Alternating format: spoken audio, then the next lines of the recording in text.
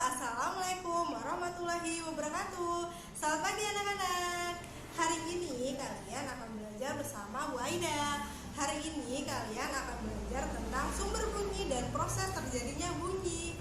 Pada pembelajaran lalu kalian telah mempelajari bahwa bunyi berasal dari benda yang bergetar. Contohnya seperti seruling. Seruling, ketika kita meniup seruling, udara dalam seruling akan jadi bergetar.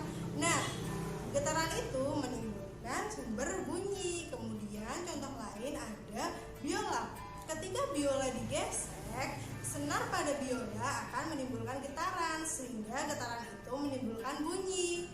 Nah, sekarang kalian akan belajar tentang sumber bunyi yang ada pada tubuh kita. Pada tubuh kita terdapat panca indera yang digunakan untuk mendengarkan bunyi. Apakah itu? Ataukah mulut, hidung, mata, atau pinter banget. Panca indera yang digunakan untuk mendengarkan bunyi adalah telinga. Nah, telinga dibagi menjadi berapa bagian ya? Telinga dibagi menjadi 3 bagian. Bagian-bagian telinga akan Bu Aida jelaskan pada video ini. Oke, sekarang kita akan membahas tentang bagian-bagian telinga. Tahukah kamu telinga kita terbagi menjadi 3 bagian? Yang pertama adalah telinga luar, yang kedua adalah telinga tengah, dan yang ketiga adalah telinga dalam. Setiap bagian telinga memiliki fungsi tersendiri loh. Sudah pada tahu belum? Kalau belum, ayo kita bahas fungsi bagian-bagian telinga bersama-sama, tentunya bersama Bu Aida. Oke, sekarang adalah bagian yang akan kita bahas. Pertama adalah telinga bagian luar. Pada bagian ini, telinga menampung gelombang bunyi. Telinga luar terdiri dari 3 bagian. Yang pertama ada apa ya? Ada daun telinga. Daun telinga tersusun dari tulang rawan. Daun telinga juga dapat berfungsi untuk melindungi telinga kita dari kotoran. Kemudian yang kedua ada lubang telinga. Lubang telinga berfungsi sebagai tempat masuknya bunyi ke dalam telinga kita. Kemudian yang ketiga ada saluran pendengaran. Saluran pendengaran sebagai penghubung lubang telinga dengan gendang telinga.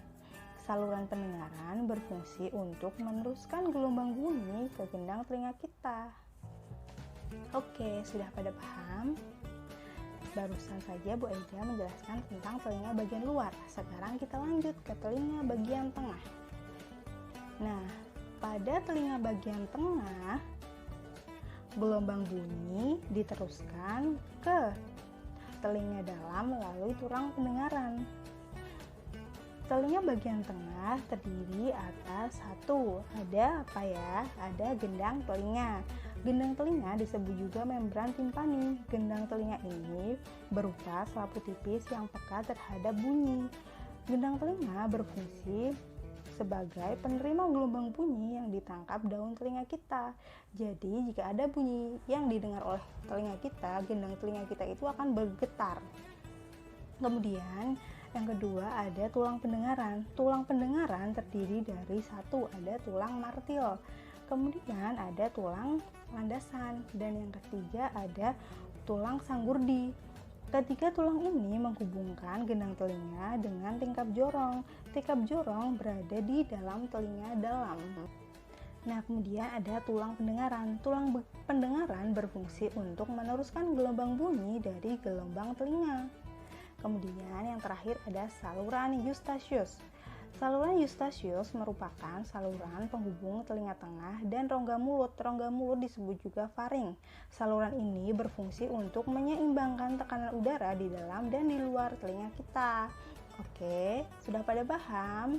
Nah, sekarang kita akan lanjut ke telinga bagian dalam. Pada bagian ini, gelombang bunyi diubah menjadi rangsangan bunyi.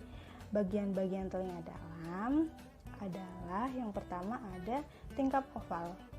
Tingkap oval disebut juga dengan tingkap jorong. Tingkap oval merupakan celah yang berbentuk lonjong yang terhubung dengan tulang sanggurdi. Tingkap oval ini berfungsi meneruskan gelombang bunyi dari tulang pendengaran ke rumah siput. Rumah siput disebut juga dengan koklea. Nah, kemudian ada tingkap bundar. Tingkap bundar merupakan celah berbentuk lingkaran yang terhubung dengan gendang telinga kita. Tingkap bundar berfungsi untuk meneruskan gelombang bunyi dari telinga tengah ke rumah siput atau yang tadi disebut koklea. Nah, sekarang koklea. Koklea itu berbentuk tabung seperti cangkang. Rumah siput ini berisi ujung-ujung saraf pendengaran dan cairan endolimfe. Kemudian, koklea berfungsi untuk menerima gelombang bunyi yang menjadi rangsangan bunyi untuk diteruskan ke saraf pendengaran. Nah, kemudian ada saraf pendengaran. Saraf pendengaran berfungsi untuk menerima rangsangan bunyi dari rumah siput atau koklea yang selanjutnya dikirim ke otak kita. Kemudian yang terakhir ada saluran setengah lingkaran. Saluran ini terdiri dari 3 saluran yang terhubung dengan tingkap jorong. Saluran setengah lingkaran ini berfungsi sebagai alat keseimbangan tubuh kita loh. Nah, sudah pada tahu? Nah, semoga dengan penjelasan Bu Aida kali ini kalian sudah paham ya tentang bagian-bagian telinga. Terima kasih ya.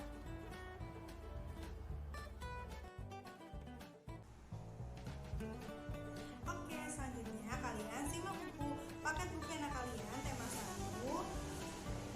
Indahnya kebersamaan halaman 37. Ayo kita buka bersama-sama halaman 37. Nah, di situ ada cara memelihara kesehatan telinga.